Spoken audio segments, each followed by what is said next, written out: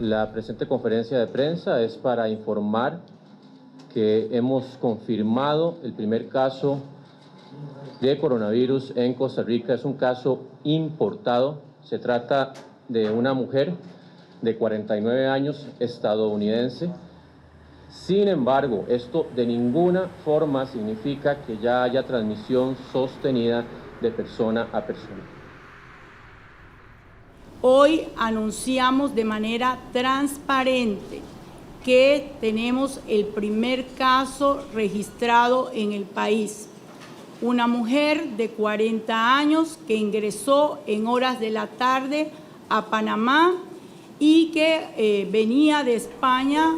Mantendremos todas las estrategias necesarias para pasar de una fase de contención del virus en el país a una fase de mitigación con toda la responsabilidad necesaria.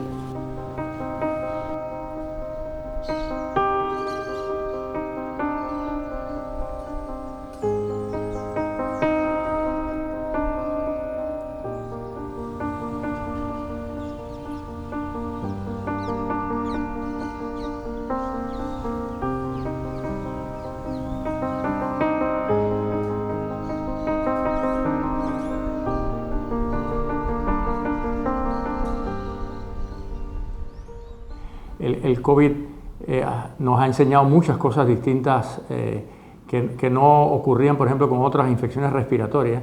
Bueno, la mayor preocupación, por supuesto, tiene que ver con vidas humanas, ¿no? Con la muerte. Y quizás al principio se tomaron medidas extremas, yo diría que acertadas en ese momento de la pandemia, como fue, por ejemplo, la cuarentena total. Si no se tomaba una decisión de esa índole, pudiéramos tener una gran cantidad de fallecidos y desbordar completamente la capacidad hospitalaria, y de ahí las recomendaciones de las medidas rigurosas que se tomaron inicialmente, ¿no? Nosotros entendíamos que al principio Panamá iba a ser quizás peor en número de contagios que otros países. ¿Por qué? Porque este es un hub de tránsito tanto del norte como del sur. Por aquí pasan muchos turistas. Entonces era evidente que la entrada del virus pues, pudiera ser más rápida que en otros lugares, ¿no?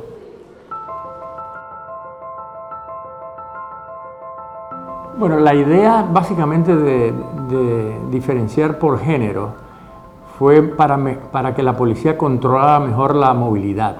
Por lógica, si uno puede hacer que un día se reduzca la movilidad en 50%, porque solamente ese día salen las mujeres y al día siguiente los hombres, por lógica pues disminuye la movilidad. Aparte que para la policía es mucho más fácil controlar la movilidad.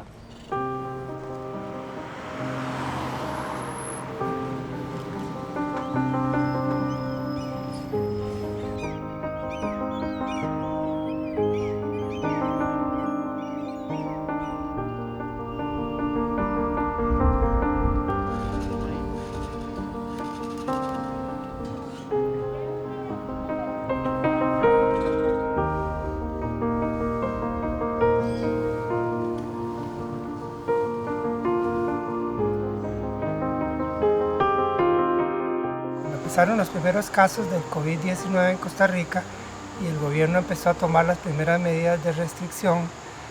Se generó la expectativa de que era un proceso que iba a durar 3 meses. Si ahí el error fue generalizado, todo el mundo cometió ese error. Y al prolongarse la emergencia y que entonces lejos de controlarse siguen dándose muchísimos casos todos los días y entonces se extiende la situación, también crece la impaciencia.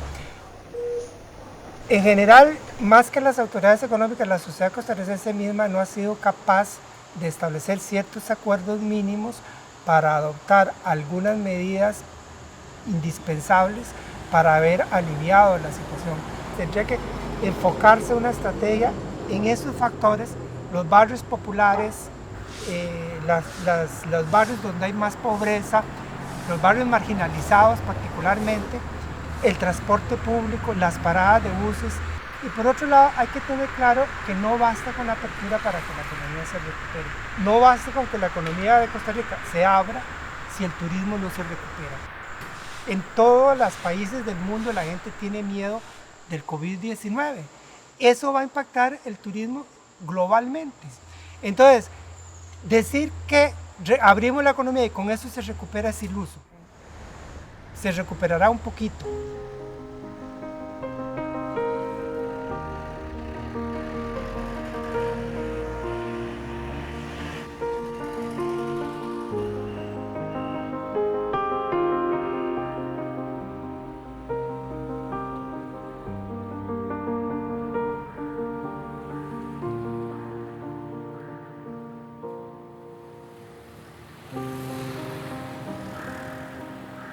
Año Nuevo lo pasé con mi familia en un hotel en el Casco y la sensación esa noche era de optimismo y esperanza y ganas de hacer cosas. Que después de varios años de recesión económica, la llegada de un nuevo gobierno iba a traer una mejora en la situación económica del país, como volver a arrancar y poner este país a funcionar, pero vino la pandemia y los planes se cortaron.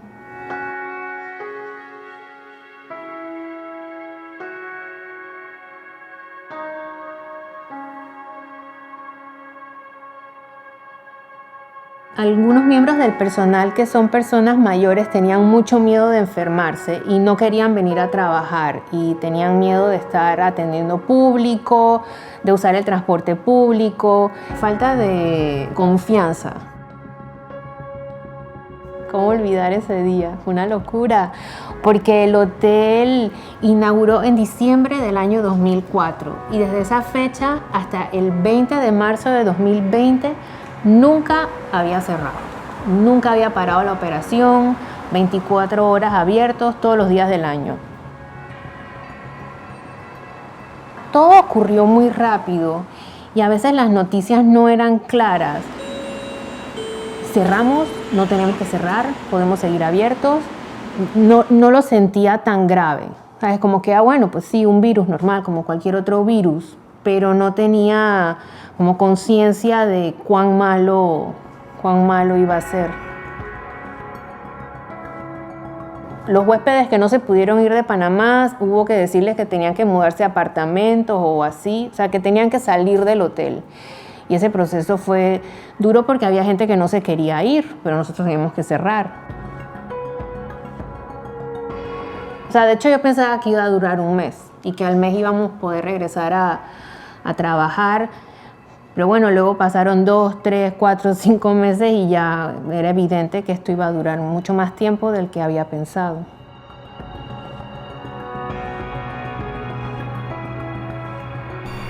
Acostumbrada a un ritmo de trabajo muy ajetreado, de repente verme en la casa como... Me sentí triste la primera vez que regresé al hotel, como a revisar cómo estaba todo al poco tiempo de cerrar, porque fue la primera vez que vi el hotel vacío. Y todo apagado, sin gente, sin ruido. Esa mañana fue una mañana muy triste, muy, muy triste. Se suspendieron todos los contratos y el día que nos despedimos, toda la comida que había en la cafetería, en los depósitos, en las neveras, todo se repartió en bolsas para el personal. O sea, todo el mundo se llevó una gran bolsa de comida para su casa. Y he estado viviendo del bono de la suspensión del contrato. Una vez que esta situación de pandemia pase, entonces los contratos se vuelven a reactivar. El hotel lo estuvieron cuidando dos personas, dos miembros del personal que se ofrecieron, con un pago por supuesto, a cuidar el hotel. Ellos limpiaban por fuera, adentro, así, porque por el clima de Panamá, la humedad se apodera de todo. Nos manteníamos en contacto por WhatsApp, saludándonos, chequeando cómo estaba todo el mundo, preguntando por las familias. Solo somos mi pareja y yo, ambos teníamos el contrato suspendido y adicional a eso teníamos ahorros. Pero muchas veces nos poníamos a pensar en las personas que no que no tienen ahorros, no porque no quieran, porque no pueden hacer ahorro. Entonces, ¿cómo está viviendo esa gente? Con $100, tú no puedes mantener una familia en Panamá por un mes. Bueno, por lo pronto vamos a abrir y a ver qué va a pasar, porque como sabes, siguen las restricciones de movilidad. Hay un toque de queda de 11 de la noche a 5 de la mañana y vamos a abrir a ver cómo eso puede o no afectar la operación del hotel.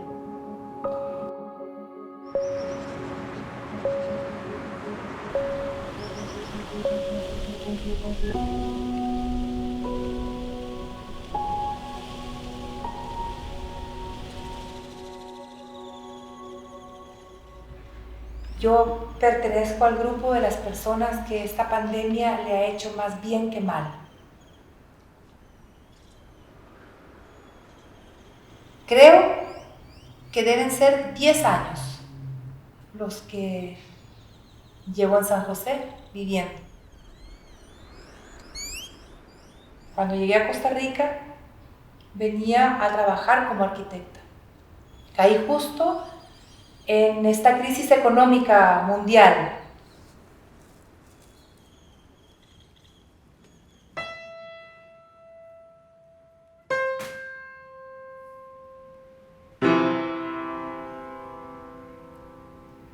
Me invitan a un jam de jazz y me voy en la noche a la Montserrat y yo voy entrando y pues bueno, para mí fue amor a primera vista, nunca más volví a salir.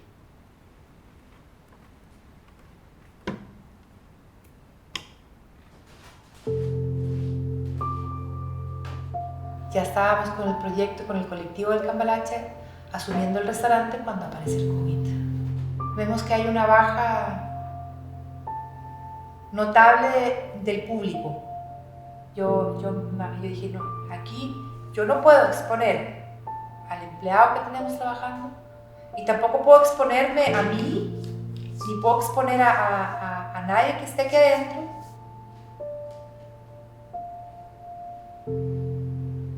Nuestro fuerte es el inicio de año, preparándonos ya después de la Mon Cultural, viene el Día Internacional del Jazz, el 30 de abril.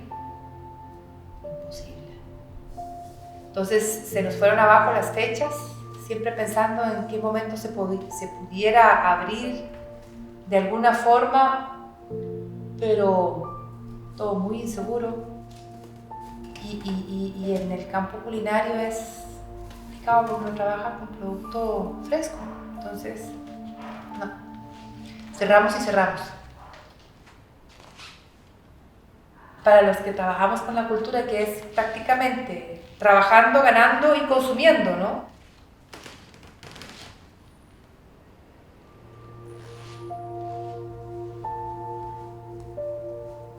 Bueno, yo logré pagar hasta inicios de año, todo muy bien, y luego sí tuve una conversación con el dueño de la casa y terminamos en un acuerdo de no pagar el arriendo. O sea, yo no estaba pagando arriendo desde abril.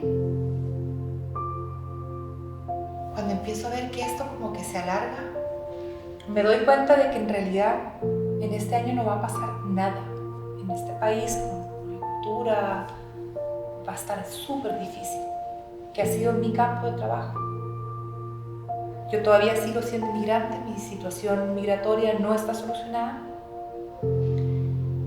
Y ahora que ya no hay una razón de ser, digamos, jurídica para el trabajo, va a ser aún más difícil conseguirla o terminar el proceso. Me encontré en el aire. Entonces, me encuentro en un país que no es el mío, sin deberes ni derechos, con un futuro sumamente incierto, con una economía sumamente incierta. ¿Y en qué pienso? En regresar a casa. Me siento todavía una persona productiva, una persona con ganas de crecer y de aprender y quiero tener susto en el momento de la creación. Cuando tomo la decisión de que me voy y que pues tiquetes empiezan a funcionar, me contacto con mi grupo de amigos. Yo tengo ya también una red. Entonces, dentro de mis redes conseguí ya un trabajo para cerrar el año, digamos, hasta enero, y estar un poco más tranquila y poder ver qué.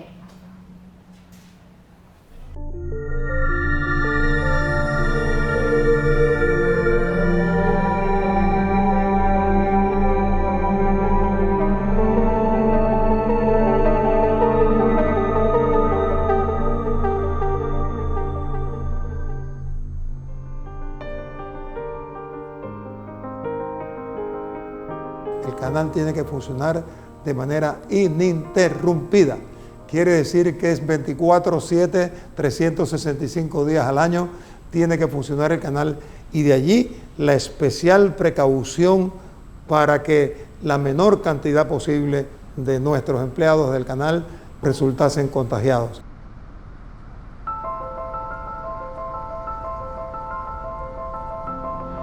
El capitán Reiniero Salas subió solo a la nave, solo, sin nadie más. Recibió una enorme preparación en el vestuario, en las medidas que tenía que tomar, y él subió solo como práctico a transitar con ese enorme barco por el canal.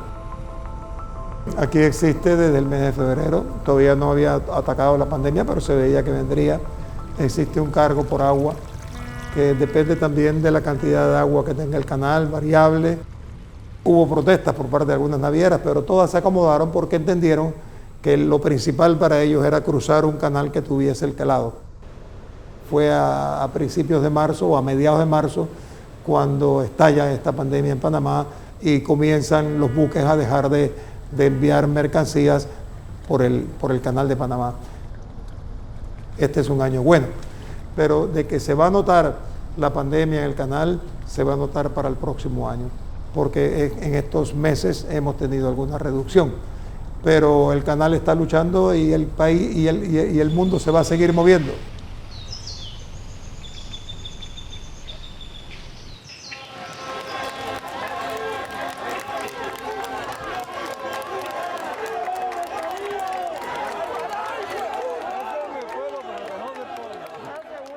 Bueno, ha sido una realidad en cierto sentido traumática, una realidad casi que de shock, una realidad para el mundo obrero impensada.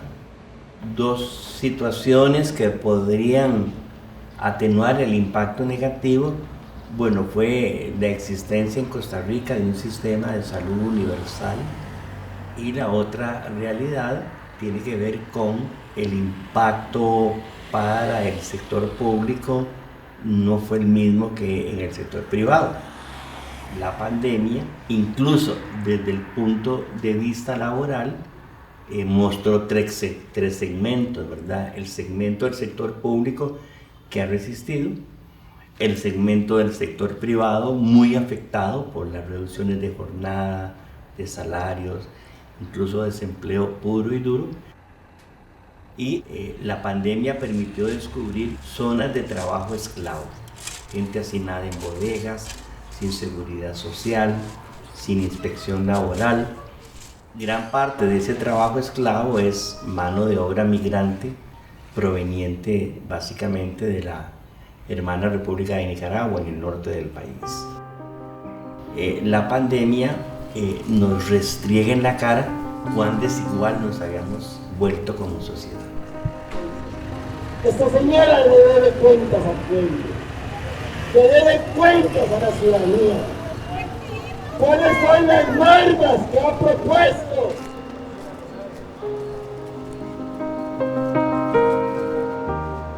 El tema de la pandemia trajo un cambio. A raíz de la situación, muchos de los albergues optaron por dejar de recibir personas.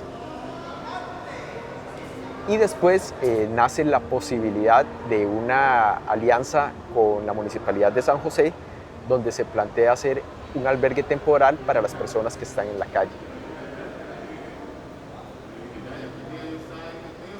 Su función es ser un sitio seguro para estas personas, para prevenir que se contagien y que puedan pues, llevar el virus a más partes. Primero tienen un proceso médico, después de que pasan ese proceso entran a una parte aislada del albergue donde están entre 7 y 15 días totalmente aislados para ver su progreso, a ver si presentan algún tipo de síntoma. Y si no presentan, ya ingresan ya pues a la parte del albergue como tal.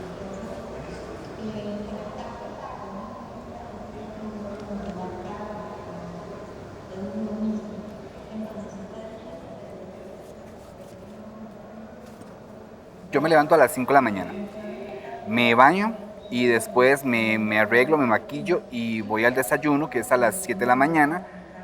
Tomamos el desayuno y después de ahí cada quien se enfoca en ciertas cosas.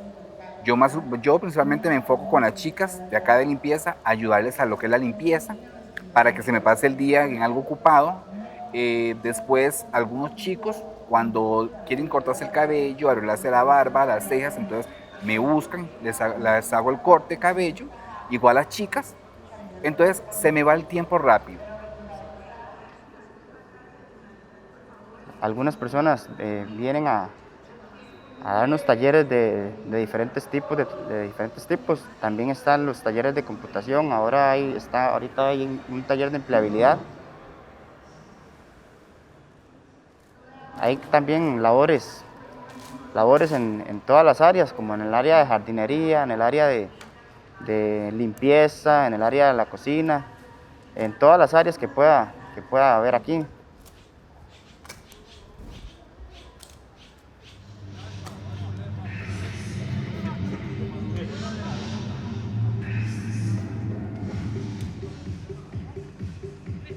Yo tengo familia, tengo contacto con ellos, pero yo tomé la decisión de hacer una vida diferente, puesto que ahí siempre hay un ambiente de consumo.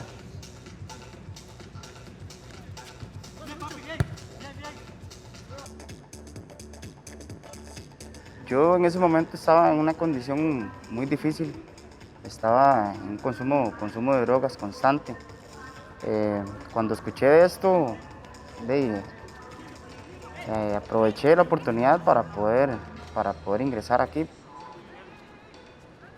Y para mí en realidad ha cambiado mucho mi vida porque ya he encontrado una nueva forma de vivir. Ya no estoy en ese camino oscuro en el que estaba y ya ahora estoy más centrado en el propósito de lo que yo quiero lograr, mis metas. Para mí ha sido bastante provechoso esto del COVID porque si no hubiera sido por eso, tal vez yo no hubiera encontrado esta alternativa para poder progresar.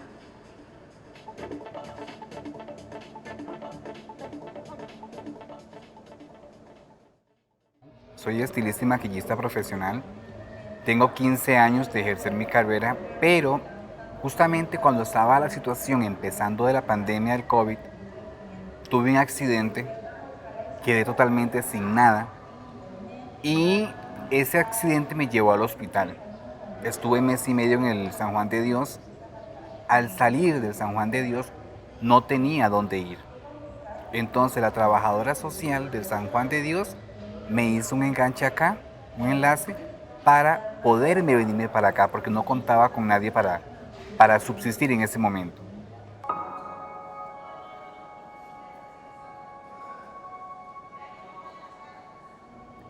Entonces ahora es como volver otra vez, digámosle, de cero, coger fuerzas y emprender. Porque yo soy consciente, yo me imagino que igual que yo, más de uno tiene que ser consciente de que al salir de afuera, después de cierto tiempo, las cosas no van a ser igual. Hay que como que empezar otra vez a adaptarse a muchas cosas.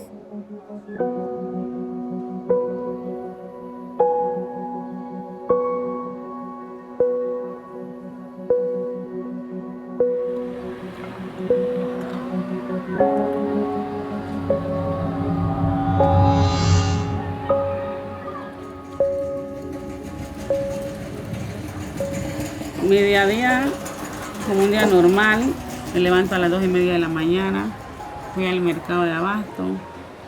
Mi sustento es la venta informal. Vendo fruta hace más de 23 años. Con la venta de fruta estudié a mi hija y a mi otro hijo también. Con eso es lo que para pagar la casa, la luz, el agua, todo. Mis padres lo hacían. Nosotros crecimos, que yo fui independiente, fui sola, pues. Quedé embarazada y tenía que darle un sustento a mis hijos. Después que se fue la piquera de Caledonia, mi papá dio con el edificio Avesa y de ahí del Infarú de nuevo nos sacaron. O sea, que cada vez que cambiaba el gobierno venían nuevos cambios y sacaban. Siempre ha sido de gobierno a gobierno con los buhoneros. Y de ahí vimos el supermercado Rey, que también llegaba mucha gente y ahí mi papá se fue para allá. Y ya mi papá, ya después por su edad, entonces él me dejó el puesto. O sea, todos tenemos sueños. Lo que mis hijos siempre han querido. Una Navidad en un resort, en una playa, salir y vamos a pasar la Navidad. El Año Nuevo sí, siempre en casa, en familia. Pero no pensábamos de que iba a pasar esto, de la pandemia. No, yo no tenía temor, yo no creía. Yo decía, no, hombre, eso no va a pasar aquí en Panamá. Eso es por allá, por China. Es más, yo decía, mi hijo me decía que estaba loca. Y que eso es un acto terrorista, son los terroristas que están haciendo eso, asustar al mundo. Yo, bueno, ahí fue cuando vi la cosa seria. De cuando empezaron las estadísticas de mortalidad, y aún todavía tenía el temor y que será verdad.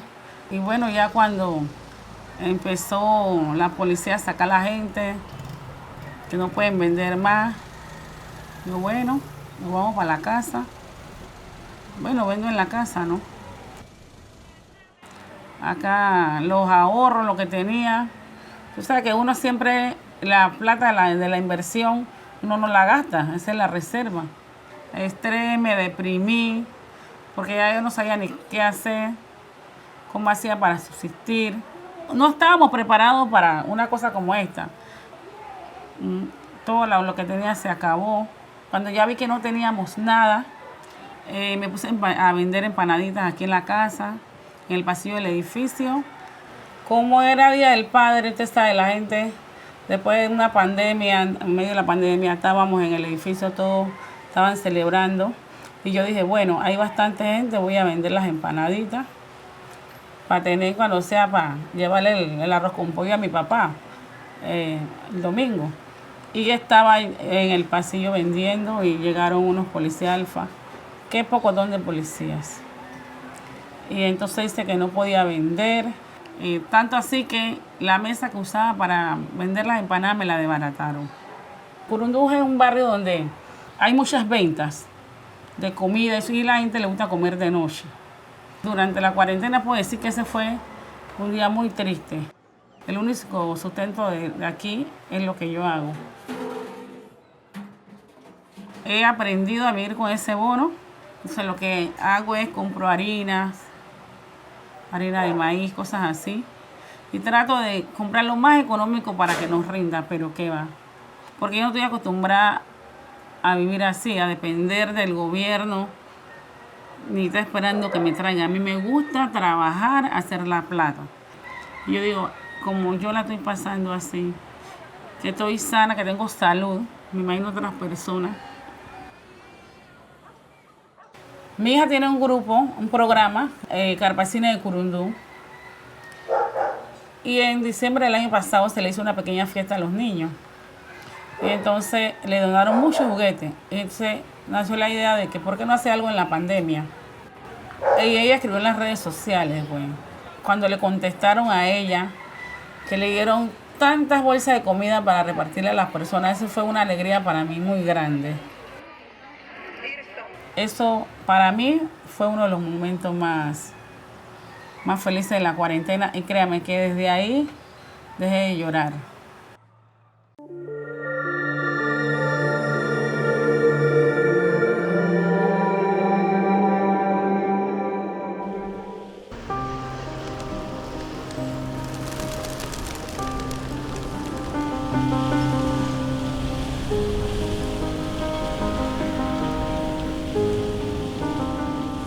Bueno, yo pienso que todos los países del mundo, y Costa Rica no debería ser la excepción, estamos pasando ese duelo. Un duelo que tiene que ver con una añoranza de la vida anterior, ¿verdad? Y que, por lo tanto, lo primero que se hace dentro de esas cúpulas empresariales y dentro de las cúpulas políticas es denegación. Cuando las condiciones del COVID empiezan ya a mostrar su lado más agresivo, el gobierno corre muy rápidamente a tratar de proteger a las élites empresariales frente a los impactos económicos. Algunos consejos cuando practiques el distanciamiento físico. Lo normal que han hecho la mayoría de los, o muchos de los países, que es quédate en casa. Sin ingresos, a vos, a tu familia, a quien sea, ¿verdad? Con esa suspensión de contratos para no afectar a las empresas, con la idea de que suspendiéndote los contratos de trabajo, eventualmente cuando esto pase, cuando este hipo pase, vos vas a volver a trabajar a tu puesto de trabajo que no ha terminado, sino que solo está suspendido. Y claramente, los sectores que dependen del mercado interno, que son normalmente la micro, la pequeña y hasta la mediana empresa, que no están vinculados en su gran mayoría a los procesos de exportación y que dependan de los mercados mundiales, que además pasan a estar deprimidos. Pero estos sectores que producen para el mercado nacional se ven realmente golpeados con mucha virulencia, no solo por las políticas económicas que traíamos, sino además por estas medidas que generan mayor depresión económica.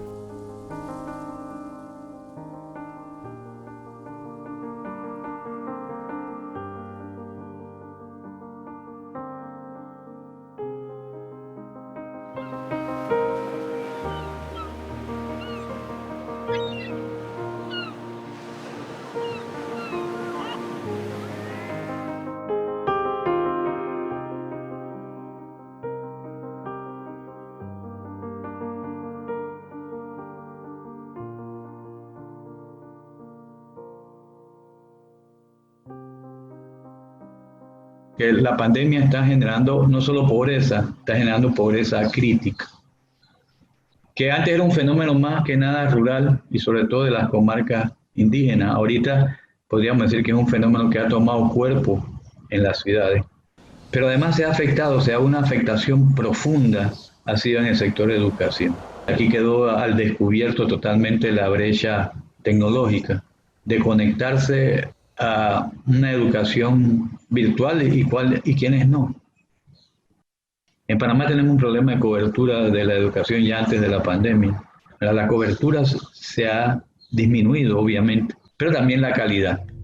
En la medida que se dé una recuperación, hay dos problemas: que no hay una reactivación que se sostenga si no se contiene la pandemia. Y los trabajos no se van a abrir de un día para otro.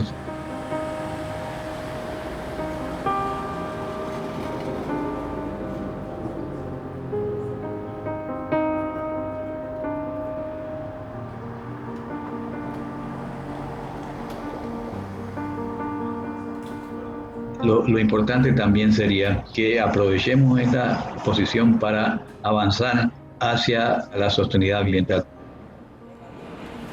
El mundo tiene que avanzar a la descarbonización y es bueno incluso para el canal. Cuando te movilices en transporte público, sigue las siguientes medidas. Utiliza siempre mascarilla. Evita el contacto físico dentro del vehículo. Mantén al menos 1 metro de distancia entre otros pasajeros. Había un proceso, en primer lugar, de olvidar la soberanía alimentaria. Prácticamente la mitad de las divisas que se producen en el canal de Panamá, después hay que gastarla comprando alimentos. Entonces hay que volver al sector agropecuario, acercándonos más hacia la agroecología. Es importante que la gente tenga una oportunidad en el campo.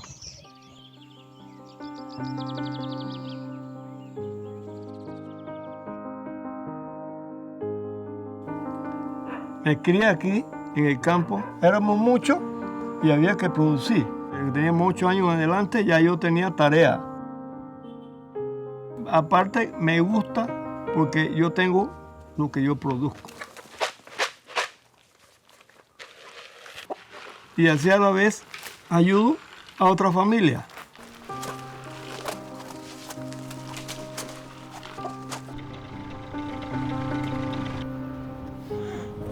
soy agricultor, pero de papa. Sembramos el repollo y zanahoria, pero lo fuerte es la papa. Éramos muy pobres. No tuve la oportunidad de terminar la escuela. Comencé con una manzanita de terreno aquí que el señor me alquiló. No tenía carro ni nada. En un tractor de un primo mío a veces me traía. Comencé otra vez con poquito. Pero cuando ya hizo el volcán en erupción, ya todo el mundo se retiró. Los campos ya llenos de ceniza. Hasta ahora otra vez que se calmó el volcán y la gente se está animando, o estamos animándonos otra vez a volver a regresar a producir.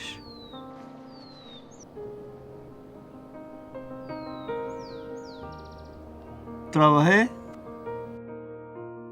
27 años en una empresa y como mi papá y mi mamá ya habían muerto, me dejaron un terreno aquí. Entonces yo lo que hice fue que vine a sembrar lo que era nuevamente la tierra. Sembraba arroz, maíz, tomate, ají y fui agrandando la finca y ahora la tengo aquí que vienen turistas aquí a ver esta finca.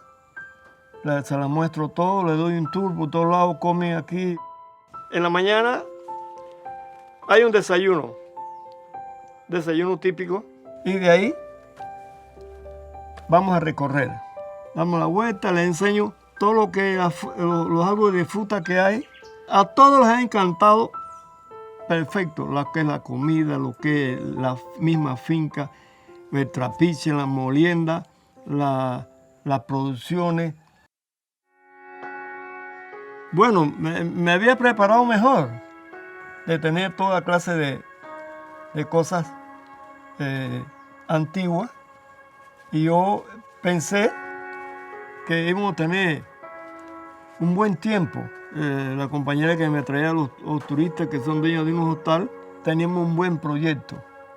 Van a venir mucha gente porque había mandado videos a nivel mundial.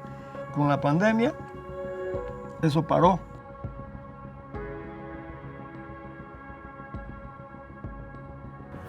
Yo digo que la pandemia para la zona agrícola entró hace mucho tiempo. Y el gobierno no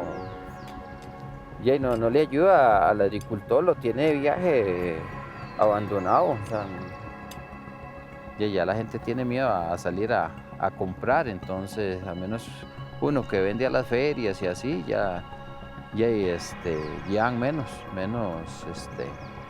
producto, porque en la feria llega menos gente a consumir. Parecen mentiras, pero entre el mismo pueblo se comparte, ahí llega gente a pedir papitas y verduras y entonces se comparte uno un poquito de lo que Dios le repara, uno comparte también con las familias. Tengo 3 hijos y uno de ellos sí le gusta mucho esta profesión, el otro sí se dedicó más al estudio. Para uno es un orgullo, los 3 son orgullo, pero también de que siga el ejemplo de uno y que siga produciendo, que no se quede la tierra sin producir con agricultores, ¿verdad? La chiquitica le gusta mucho andar con nosotros y le gusta cuando, al menos en familia, salimos los domingos a dar vuelta aquí a los campos, entonces se viene con nosotros. Bueno, en otras cosas, la preocupación porque los hijos están en Panamá, uno no sabe, no venían, tuvo mucho tiempo sin venir acá y tampoco nosotros podíamos ir allá a Panamá a visitarlo, alrededor de 7 meses, ya, y el nieto y eso. Así estábamos. Cuando vinieron ya aquí, estaba todo listo para el banquete.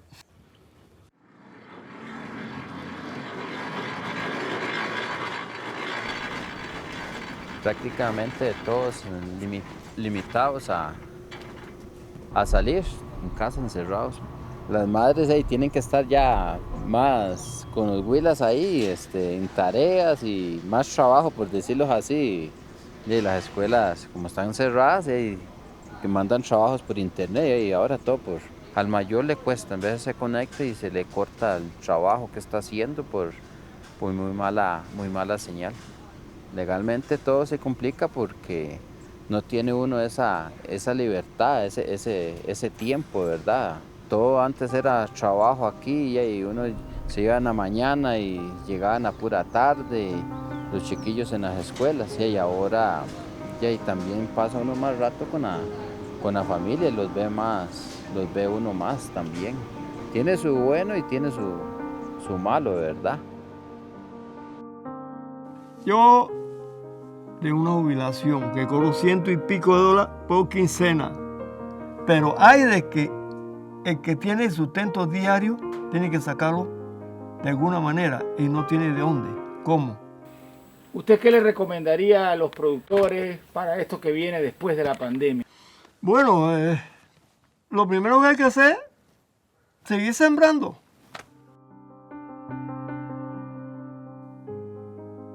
El sector industrial ha perdido mucho peso en Panamá. ¿Por qué menciono estos sectores? Porque además son sectores que generan empleo. El canal de Panamá genera mucha divisa y eso es muy bueno para el país. Lo mismo pasa con la zona franca. El sector financiero tampoco es altamente impactante en el empleo. El único sector que realmente genera 47 empleos directos e indirectos por 1 millón de balboas de ampliación de su demanda efectiva es el turismo. Otro sector que produce mucho impacto de empleo es el sector que se llama alimentos, bebidas y tabaco, y ahí está la conexión entre el sector agropecuario.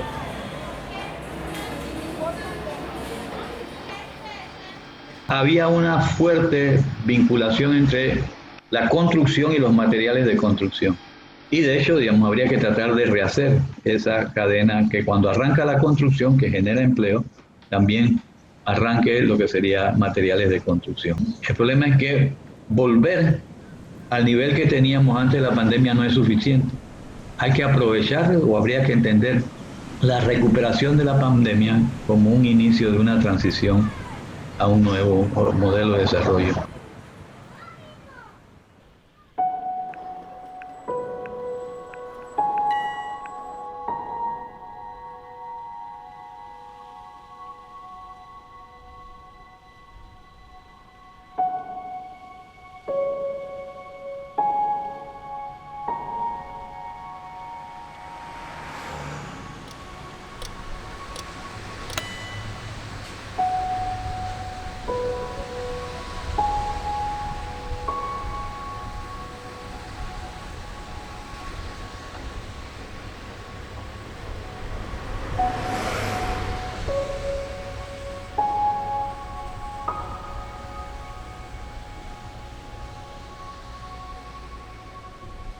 La principal barrera frente a la pandemia es el confinamiento y es el concentrar en el ámbito familiar todo, desde la escuela y las tareas escolares y el seguimiento del curso lectivo que se pueda hacer, hasta la atención primaria de la salud, pasando por el cuidado de población adulta mayor, cuando se le dice que no salga a la calle, que no se arriesgue por ser población de riesgo, pasa a ser cuidado dependiente. Mientras se habla de que la economía está detenida o está desacelerada, lo cierto es que la economía monetaria está desacelerada, pero la economía como tal, es decir, la producción de bienes y servicios en particular no remunerada en el ámbito de la familia está más exigida que nunca. Con la pandemia, esa cantidad de trabajo se ha amplificado, pues porque no está la escuela abierta, no está el centro de salud, etc. 7 de cada 10 de todas esas horas las hacen mujeres.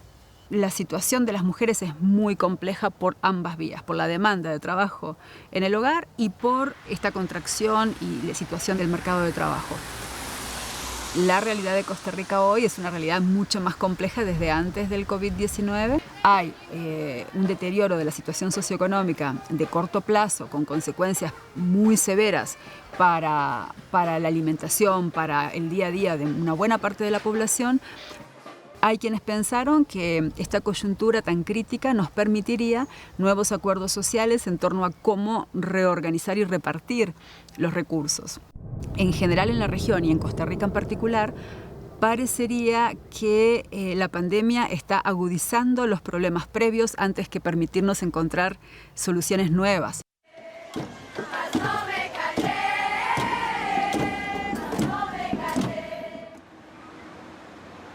Antes de la pandemia estuve trabajando en Grupo Lefebvre, Jardín de Paz, la sección de servicios funerarios, como vendedora. Salíamos a la calle, generalmente nos turnaban en centros comerciales y era un contacto físico para poder que las personas entendieran de una mejor manera lo que es el servicio que nosotros brindamos. Cambió repentinamente porque ya de tener un contacto físico con las personas, pues ahora tenía que abordarlas telefónicamente. Generalmente las personas cuando escuchan el tema ni siquiera quieren escucharlo, pues pasa mucho. Entonces uno habla de el prepararse, como para todos nos preparamos. Afectó la manera de abordar a las personas lo que era la venta, sí afectó. No es grato que a uno lo despidan, no es fácil porque uno tiene familia, tiene responsabilidades. Mi mayor preocupación es mi hija, porque mi hija de 10 años es diabética. El seguro me costea los medicamentos, las insulinas, los insumos. Estando sin seguro, esos costos son muy altos. Ella estuvo con su padre unos 3 días. Cuando ella regresa, a la semana el papá me dice que se había hecho el examen y salió positivo. Bueno, traté de no alarmarme mucho y fuimos todos a hacernos una prueba. Como a los 3 días me llamaron, yo y mi mamá estábamos negativas y ella salió positiva. Con mucho temor, porque se ha dicho de que las personas con enfermedades crónicas tienen mucho más riesgo de complicaciones cuando adquieren el COVID, así que pues estaba muy asustada, muy nerviosa y preocupada de qué podía pasar. Solo mostró algunos síntomas, gracias a Dios. Dolor de cabeza, algo de decaimiento por unos 3-4 días y ya el resto de la cuarentena estuvo normal. Mi papá se contagió, pero no fue por causa del contacto con mi hija. Él estuvo hospitalizado para unos exámenes de urgencia y estando allí se contagió. Terminó su cuarentena en la casa y ya se está recuperando. Me puse a pensar qué cosas podía hacer. Desde muy pequeña me gusta la joyería, la bisutería. Empecé a alimentar esa idea. Empecé a comprar algunas cositas, las herramientas, algunas prendas y empecé a hacerlas aquí como un hobby en mi casa para ir poco a poco. Y empecé a ver videos y a imitar lo que veía. Y al ver esos videos, pues yo me emocionaba mucho y yo decía, algún día tengo que comprarme esas herramientas y todas las pinzas que se necesitan para hacer alambrismo. Tengo una página de Instagram que se llama Camila Collection. Allí subo las fotos de las cosas que hago. Me gustan las de las piedras y de las perlas. Me gusta el alambrismo también. En tendencia están las perlas y las chaquiras, los colores que llaman mucho la atención, los caracoles.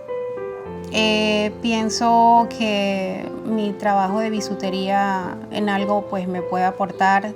Tengo la ayuda del padre de mi hija y mi actual pareja. En la pandemia estuvo suspendido. Cuando ya me despiden, él ya había iniciado a trabajar, ya había empezado. Bueno, me gustaría, mi deseo es seguir creciendo y tener muchas ventas, ser reconocida con lo que hago. Tengo en mente abrir una línea para niñas, Camila Collection Kids. Me la inspira mi hija porque ella le gusta tanto usarlas como aprender. Ella también, a veces le doy algunas clasecitas para que ella haga pulseras y estas cositas. Así que ella, pienso irla enseñando poco a poco para que ella también me ayude.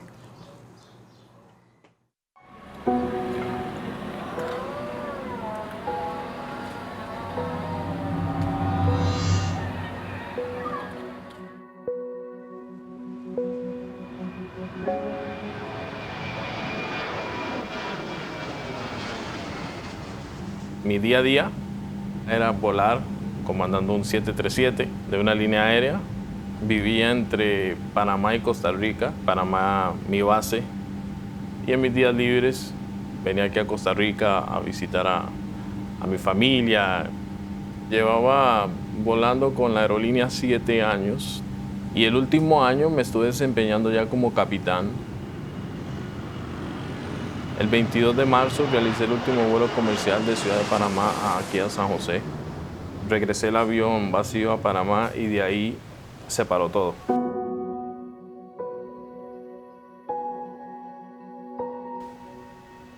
Entramos en una cuarentena total, pero había mucha incertidumbre. No se sabía qué iba a pasar, si el cierre era a corto plazo, y luego tocó tratar de solucionar. Tocó de vender la moto, poner el carro a la venta, el apartamento allá en alquiler, para poder irme organizando un poco. A mí me tocaba salir los martes y los jueves 1 hora únicamente para ir al supermercado, comprar las cosas esenciales y regresar al apartamento. Entonces no había la posibilidad de hacer algo más. En Costa Rica la situación era un poco diferente, sí habían bastantes restricciones, pero había mayor libertad. La gente se podía mover más, las cosas no cerraron del todo. Decido regresarme aquí a Costa Rica y a estar con mi familia. A través de la embajada nos regresamos por tierra y aún con esa incertidumbre de qué iba a pasar.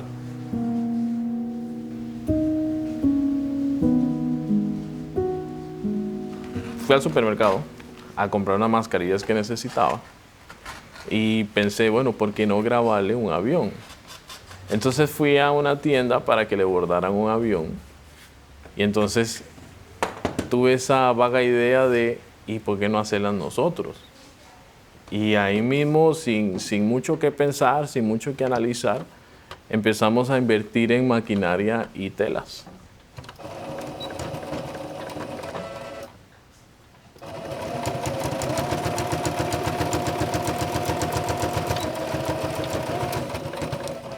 Nunca había cosido algo. El producto que creamos tuvo una aceptación muy buena. Nosotros confeccionamos mascarillas de todo tipo de personalización. Y empezó a crecer tanto el volumen de pedidos que entonces, bueno, se vino una prima a ayudarme. Y luego vino una tía mía, ama de casa, pero tiene experiencia en costura. Entonces mi padre también con mi tía, prácticamente se volvió un negocio familiar donde todos nos involucramos. Actualmente las proyecciones es estar en una licencia sin sueldo de hasta 36 meses. Nos ofrecieron tanto retirarnos o una licencia sin sueldo, pero para mí, en mi corazón, la aviación todavía no se ha acabado. El plan de vida ahora es esperar un poco hasta que las cosas vuelvan a su rumbo antes de que estallara toda esta pandemia.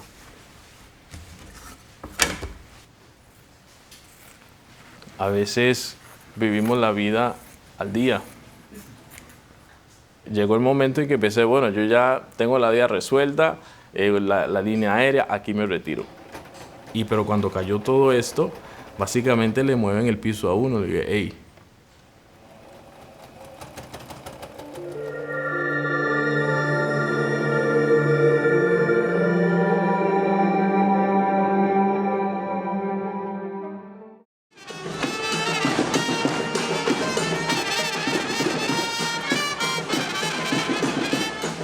La Red de Emergencia Cultural es una organización que surgió a raíz de la crisis que está atravesando el sector artístico y cultural en Costa Rica como consecuencia de la pandemia del COVID-19.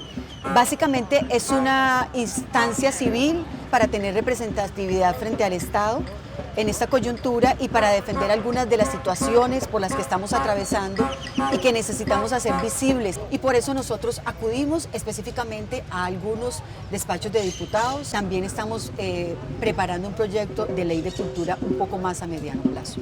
Y estamos haciendo una ley en un formato muy accesible que no toca intereses de ninguna otras instancias, sino que realmente defiende el presupuesto del Ministerio de Cultura, evidencia que realmente el presupuesto del Ministerio de Cultura ya ha sido cortado en muchos otros momentos y que necesitamos que se mantenga.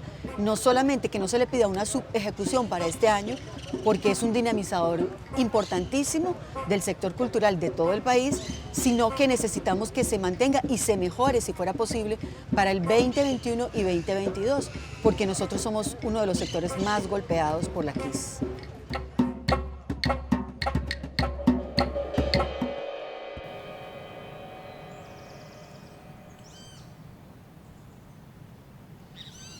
A ver, este 2020 la bicicleta cumple 18 años, entonces nosotros pensamos que era un momento importante, porque hacemos teatro para niños, y cumplir 18 años es llegar a ser mayor de edad.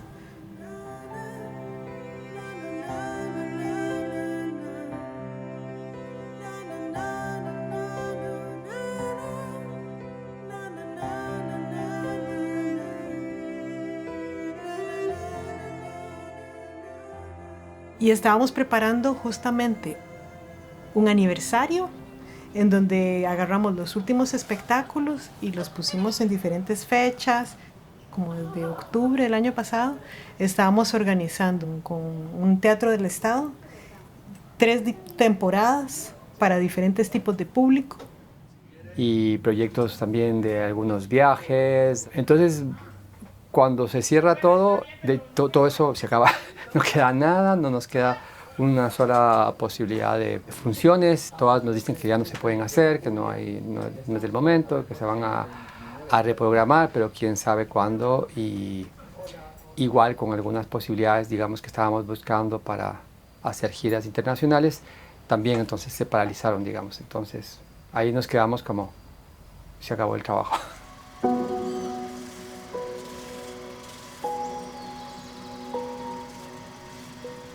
Y entonces fue como, ok, sí, sabemos que está esto, ¿qué hacemos?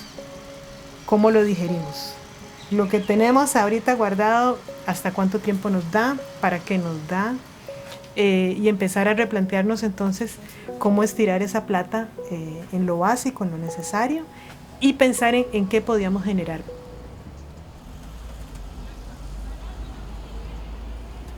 Y siempre todo lo hacíamos juntos, vamos al supermercado, vamos a la feria, vamos a acá, vamos a hacer un mandado, todo siempre andábamos juntos. Ahora con esto, digamos, decidimos también por una cuestión de salud de mi compañera, entonces decidimos que era mejor que ella no se exponga, entonces, digamos, ahora yo me encargo, digamos, de salir, de hacer las compras. Pero creo que para bien, porque también, por ejemplo, encontramos maneras interesantes de ahorro familiar. O sea, la compra ahora es muchísimo menor, todo lo compramos en la feria, encontramos distribuidores locales, nos hemos como centrado mucho en eso, ¿no? Dejamos de ir a los supermercados que están manejados por multinacionales.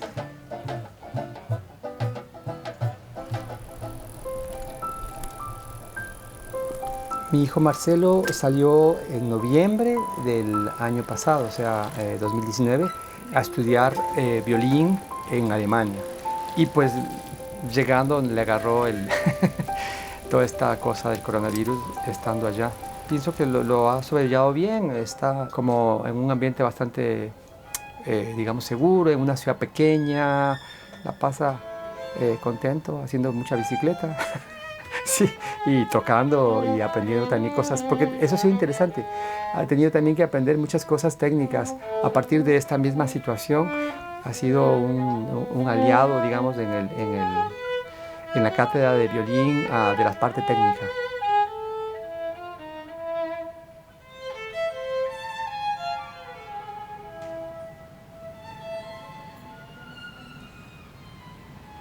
lo primero que pensamos fue mantener el contacto con el público. Luego, nuestros clientes principales son las escuelas.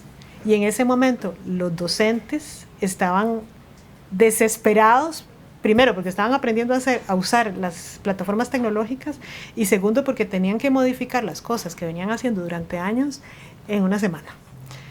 Y se nos ocurrió hacer una serie de videos. Escenificamos un cuento, sacamos videos de talleres que permitieran a los niños poder hacer cosas en su casa. Entonces, por ejemplo, hacer un teatro de títeres de papel, inventar sus propias historias. Oyó ruidos. Se decide, no sacará la cabeza de ahí. Y yo dije, ok, ¿qué materiales tengo aquí guardados? No vamos a hacer inversiones grandes en este momento. Empecé a sacar tablas, empecé a sacar madera y construí, digamos, el primer Kamishibai. Y es un teatro de papel. Eso es lo que significa. Viene de Japón, es una técnica de narración. Leonardo. Y la siguen todas las demás. Aparecen varios pájaros. Yo pensé, esto es una pantalla, pero es una pantalla real, de madera. Desconecta a los chiquitos. Ya pago unas facturas y pago una herramienta nueva ahí para poder trabajar mejor.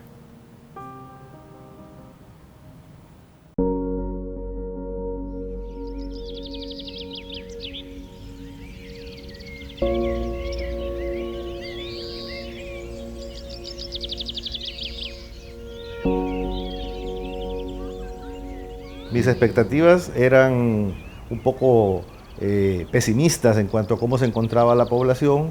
Sin embargo, me encontré con la oportunidad de poder brindar evidencia científica en conjunto con los especialistas, sociólogos y psicólogos que nos acompañan. Incluimos preguntas de todo tipo para poder ofrecer una radiografía de la situación en este momento. Hicimos una pregunta que decía, con una palabra, ¿cómo se siente usted? Y esas 900 personas que contestaron nuestra encuesta online generaron sentimientos de preocupación, incertidumbre, estrés, tristeza, desesperación. Y si tú sumas todos estos sentimientos, te da un estado de ánimo de congoja y es preocupante que se mantengan allí. Hay que ir bajando a través de las acciones que toda la sociedad en conjunto tiene que realizar. Creemos que si se pudiera hacer una terapia colectiva que pudiera llegar al alma de las personas a través de estímulos de tipo intelectual o cultural, ayudaríamos mucho. Esta terapia debe de estar relacionada con el arte, con la cultura, y que las personas puedan de alguna manera regresar a un estado anterior a la pandemia. Tanto las autoridades como la sociedad económica debería volcarse, ayudar a la gente a sentirse mejor. Tal vez con acciones que vengan a estabilizar la percepción de futuro.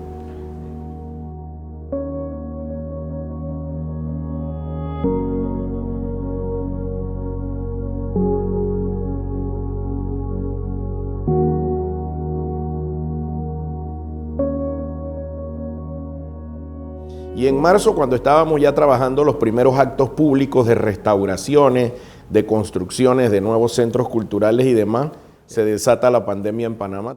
Y pocos días después se cerró y tuvimos en una cuarentena total durante varios meses.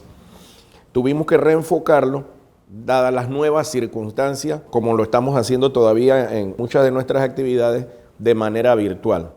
Esta pandemia creo que trajo como consecuencia también oportunidades importantes para el sector cultural y por lo menos en Panamá así lo ha sido. Y esas actividades que tal vez físicamente las haríamos los jueves, los fines de semana, viernes, sábado, domingo, empezaron a ser diarias a través del canal estatal, a través de nuestras redes sociales. Muchos artistas, mucha gente del sector cultural en general, así como se vieron impactados y afectados fuertemente, también tuvieron la solidaridad de aportar desde sus expresiones y desde su arte para llevar un poco de bienestar emocional, de calma, de sosiego a la población que se encontraba totalmente encerrada. O sea, el ser humano, que es un ser social, estar por obligación dentro de la casa y no poder salir fue una situación muy difícil. Y creo que la cultura en general las expresiones artísticas y del folclore cumplieron un papel fundamental. La virtualidad nos permitió aumentar la democratización del acceso de la gente a la cultura. Pudimos llegar a más gente.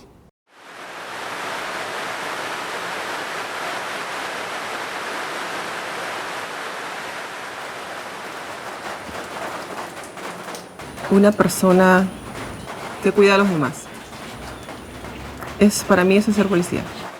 Cuando terminaron las vacaciones tenía que entrar a trabajar. Y 2 semanas después de trabajar me dijeron, no, los que tienen problemas con afecciones respiratorias o lo que sea, yo soy asmática. Y como no se sabía muy bien cómo era lo de la enfermedad, por eso me mandaron para mi casa, me estaban cuidando también. Unos compañeros, como tenemos grupo de trabajo de WhatsApp, mandaron un video de Colombia, de los policías de Colombia. Ellos estaban cantando en las calles. Oye, pero si nosotros podemos hacer eso. Y con música y todo, vamos. Y se pidió permiso a las altas jerarquías en la institución y dijeron, denle pues, a ver qué pasa. La experiencia era dura porque salía de mi casa y dejaba a mi familia. Y no sabía qué me iba a pasar porque ni siquiera sabíamos qué era esa enfermedad. Llegábamos bien tarde, o sea, terminábamos súper cansados como si tuviésemos no sé dónde. O sea, y en ese tiempo me tocaba manejar y era toque de queda total. Yo hasta apagaba el radio para escuchar nada más el silencio que había en la calle. Pero era más grande el deseo de, o sea, está pasando algo malo, yo quiero hacer algo bueno. Y cuando estaba en las calles veía a las personas. Apenas llegamos en el carro, en la unidad móvil y la música, la gente salía a los balcones, prácticamente se querían tirar, así como si fuese un artista internacional. Yo me sentía así como en un concierto de 15.000 personas y todo el mundo eso, así. Pero era era mejor ver a la gente reír, llorar, aplaudirte, decirte gracias. De millones de maneras, con papelitos, te tiraban papelitos, te decían gracias policía, gracias. Todo lo bonito que puede expresar una persona en ese momento. Todos los días que llegaba después de haber participado en las calles cantando, siempre venía y que, ¿lo puedo decir así en panameño? Sí, chuzo, quedó bien sólido. O sea, la botamos hoy. Y cuando llegaba, lo más preciado era que tu familia estaba ahí, mi hijo estaba ahí. Llegaste, ¿cómo te fue? ¿Cómo está? ¿Cómo hicieron? Y ya, y uno contar todo lo que uno hizo. Y hice esto, hice lo otro, y pasó esto, y hoy pasó lo aquello. Y sí, 3 meses sin tocarlo, sin abrazarlo, sin nada. Igual con mis papás, con mi familia. Y ya después él mismo era, mami, no se me acerque.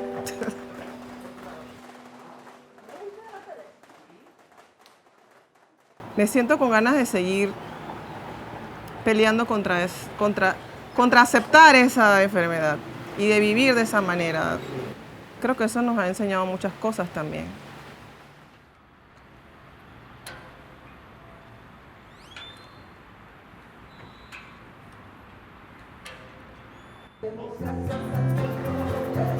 Súper feliz de ser músico y llegar a un trabajo donde me permite ser músico, que fue lo que yo estudié, y que compañeros que han tenido COVID han estado muy mal,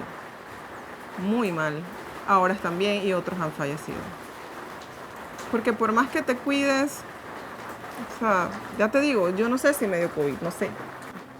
Yo respeto todas las religiones y me parecen fantásticas, porque cada una tiene un punto centro, que es Dios, pero todos lo representan distinto.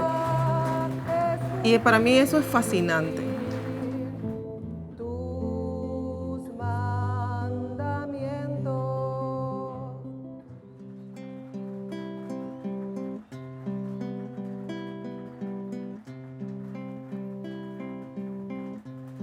Pero me inclino más por el hinduismo. ¿Sí? Canto mantras, me encanta cantar mantras, ¿sabes? es mi todo. Es el centro de lo que me hace mover. Si yo no canto mantras, pues no funciono. Para mí es así.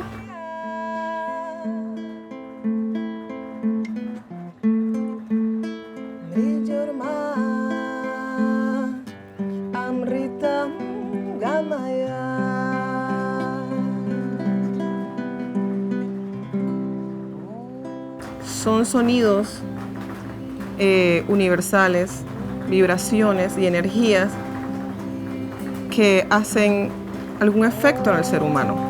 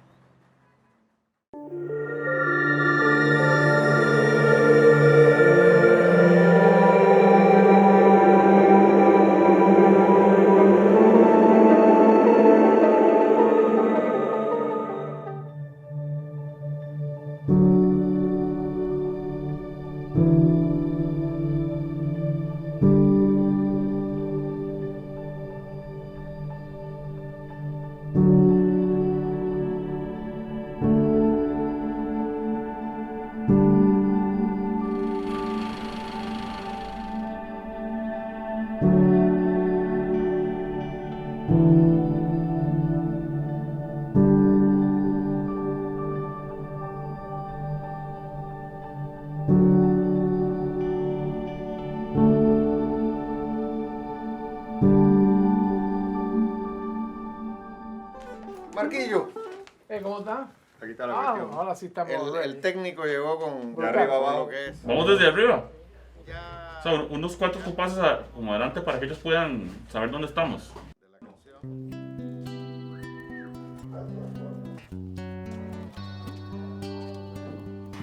La primera vez que se hizo la olla común fue para nuestro aniversario. Y también se celebraba el Día del Niño. Entonces, junto con los chicos de Derechos Comunes, decidimos realizar una olla de sopa. Y ahí inició todo lo de hacer las ollas de sopa en las diferentes comunidades. La sopa es uno de los alimentos como que más enriquecedor para los niños. En cualquier comida ya no comen la verdura. Si le das la verdura a un niño, no se va a comer una verdura así sola. Y en la sopa sí se la comen porque tiene todo ese nutriente y todo ese sabor. Y los voluntarios, ellos, tenemos un grupo de WhatsApp, somos todo un equipo. Y el apoyo por medio de las redes sociales y también diciendo a algunas personas para ver en qué puedes apoyar y bueno, la gente se solidariza. Entonces es como una emoción para cada uno de nosotros muy enriquecedora. ¿Qué resalto de todo esto? Es el potencial que cada uno tenemos. En medio de una crisis, en los momentos más oscuros de la vida de uno, es donde renacen las mejores ideas. Y también a nivel personal ha unido más a la familia porque estamos todos involucrados.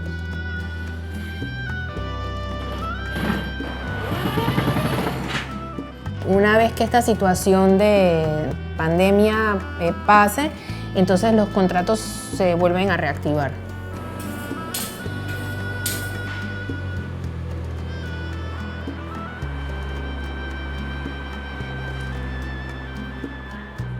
Tengo ganas de crear todavía, de protestar, de analizar, quiero que me sorprendan. Todo eso necesito y creo que yo todavía soy capaz de hacerlo. Esto que soy y parece ser mío, apenas moja mis manos y se va sin saludar, como Rocío, como Rocío. No bien se baña de sol, se escabulle, y aunque lo trate de así, como memoria de abril, se diluye, se diluye.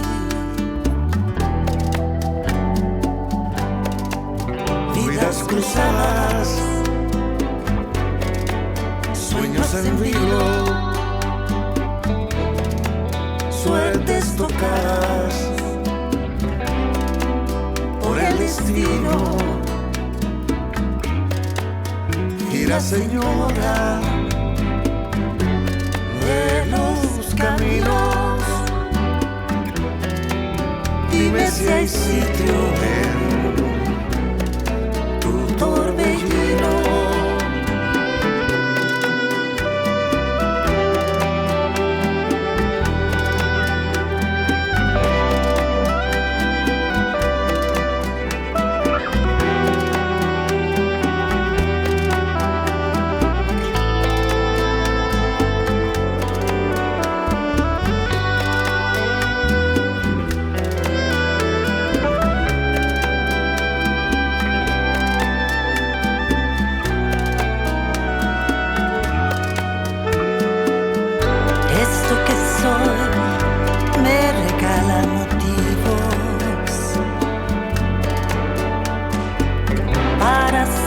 Entre mis manos para fundirme en su luz como rocío,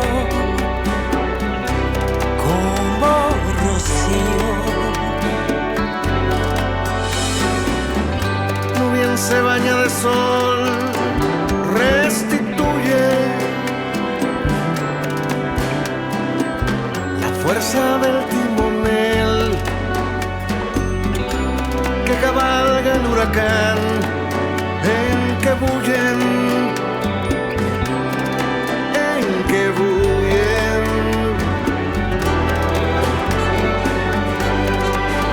vidas cruzadas, sueños en vilo, suertes tocadas por el destino. Gira, señora, de los caminos, siempre habrá sitio